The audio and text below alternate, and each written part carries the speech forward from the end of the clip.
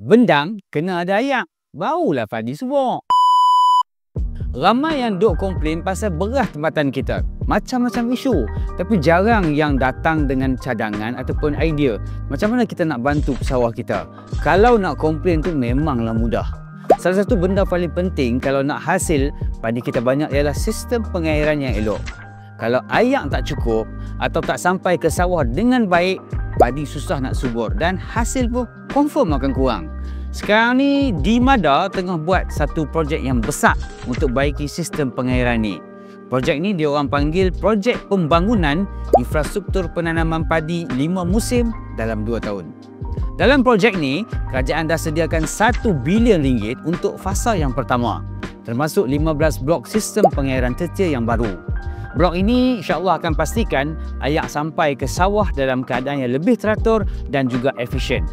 Selain itu, empangan pedu pun akan dibaik pulih supaya bekalan air lebih stabil sepanjang musim tanaman. Kalau sistem pengairan elok, pesawah boleh tanam padi lebih kerap dan hasil pun insya-Allah lah akan meningkat. Bila hasil kita bertambah, beras tempatan kita cukup untuk rakyat. Jadi tak payahlah kita bergantung sangat pada beras import. Ini baru satu aspek. Sebenarnya banyak lagi perkara yang kita kena perbetul. Tapi sekurangnya, kerajaan dah mulakan langkah pertama ni. Sebab kita perlu pastikan beras kita cukup dan terjamin.